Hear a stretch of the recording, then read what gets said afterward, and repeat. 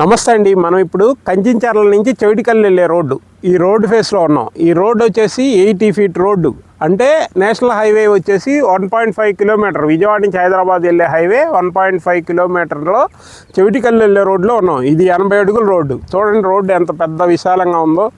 ఈ రోడ్లో మన venture CRDA RERA approved venture.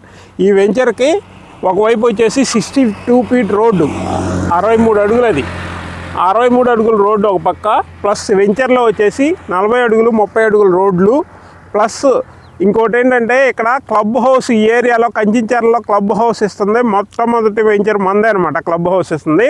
ఈ ఇక్కడ ఫ్లాట్ నెంబర్ 5లో క్లబ్ హౌస్ వస్తుంది.